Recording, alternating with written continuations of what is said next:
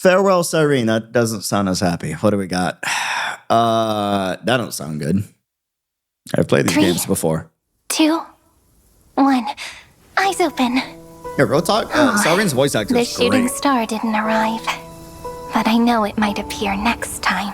For English, holy. I know we usually play in Japanese, but So, it's nice. I need to be prepared. Where should I start the story this time? Do you like this one? Romance and reason? Working together as an unstoppable force? That's possible? Or What? a contest between kings, with both law and strife raising the first banner of war.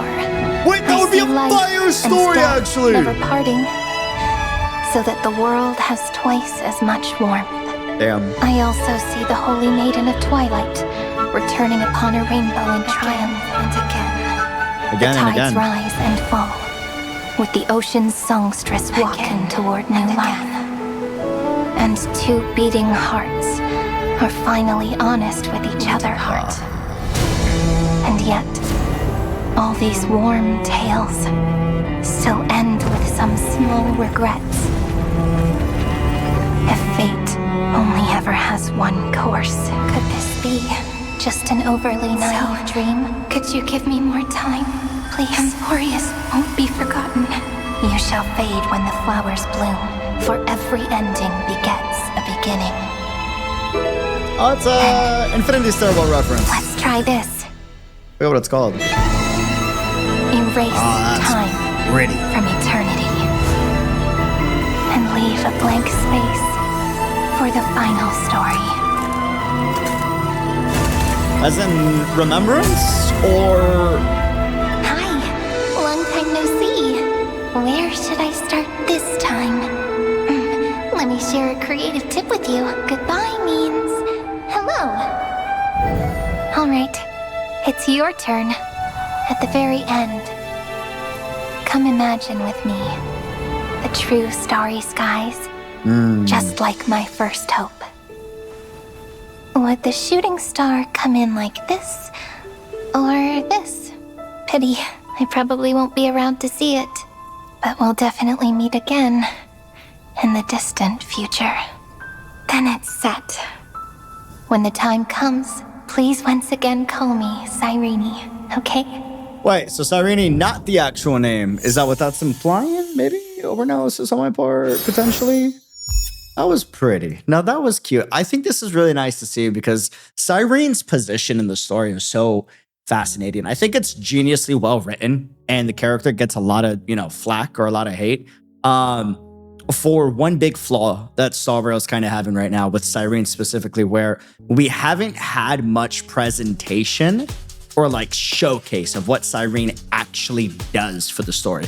We've been told what she does. And before anyone's like, well, 3.6 kind of showcases, not really. We're kind of seeing after images of what Cyrene does, but not we're not in the moment with her per se, right? We also know that Cyrene actually spent a lot of time with the Chryso heirs while we were separated from the Chryso heirs, and she put in a lot of work. I forget if it's 3.5 or 3.6, I got them mixed up, where Trailblazer returns and sees all the work that the Chryso heirs did alongside Cyrene without them, right? But we were told that, we weren't shown that. So I feel like that kind of takes away a lot for a lot of people, and people misunderstand, she's actually done a lot for the story. And it's low-key like a hidden MVP, but what I think is super ultra fascinating is, unironically, if you've played Honkai Impact 3rd, you have these two characters named Kevin Caslana and Elysia, right? Which is what Phynon and Cyrene are based off of respectively. They're variants of them, per se, right? And the personalities are very reminiscent and similar to each other. And before anyone's like, oh, Phynon's nothing like Kevin, you gotta have read the manga to see what I mean, because it's very much original Kevin pre-Honkai Impact, per se, right? The point of what I'm getting at, though, is, at least for me, the way I've interpreted this, right? Because every interpretation is valid to an extent. I feel like what Sawrail has done with these variants, with Cyrene and Phynon, is that they basically went, what if we took Elysia's personality as a character, but we gave her the behind the scenes, working alone role that Kevin was very much responsible for and did a lot in Honkai Impact 3rd, right? And he wasn't completely alone. He had his moments in the way that Cyrene had his moments with other cast members. But like there came a point where he kind of was just doing, putting all the weight on himself. And we see a lot of that with Cyrene, especially interacting with the lie that Fuli was, manipulating Cyrene into helping Fuli out, or the remembrance spread across all of the universe that got revealed in 3.6 with the conversation of Evernight and Black Swan. But key point that I'm getting at is they basically took Elysia and they were like, what if we gave her that behind the scenes role, put the weight on her shoulders role that like Kevin does, where we don't see a lot of it off screen, but we're told a lot of what Kevin did, right? And we're seeing the ripple effects of that throughout all the other characters, right? And what if we get Kevin and his personality, but we put him in Elysia's role, which is what we see with Finon, where he heavily interacts with all of the Chryso heirs and, has to put all of the weight on his shoulders, just like Elysia had to, right? And eventually put himself and load himself as the bullet into the gun to shoot against the Black Titan Lygus, right? And what ends up happening there. And I think it's a really cool parallel because if you look at Finon's transformation form, there's a lot of callback to, yes, Kevin's deliverance form, but even more so, there's a lot of parallels to Elysia's Hersher of Origin form from Honkai Impact 3rd, even with like, the mosaic glass that we also see with the Chryso heirs. We also see this with the Flame Chasers in HI3, and the Signets in HI3 surrounding Elysia with her floating in the sky, very reminiscent to Finon. And in this case, not the same Signets, right? But the cores that very much surround him of World Baron Kefale and everyone else. And you're seeing that parallel happen at the same time, but the core difference is, even though, yes, Finon self-sacrifices, and yes, Elysia from HI3 self-sacrifices, and there's a lot of parallels, one concludes that they will just admonish themselves to rage and hate against the system, against Lygus, and against even the Aeon system itself for damning Amphorius. Whereas Elysia did not, resort to hate, but rather just a love and benevolence to humanity and hoping to pass that down to the next generation, which is also what Finon did. But he did that as taking it upon himself and incurring as much wrath as he possibly could and pointing his blade up at the Aeons, which would end up scratching. So fucking cool, by the way. Actually did happen canonically. Nanook, right? So I think those parallels is really important to remember.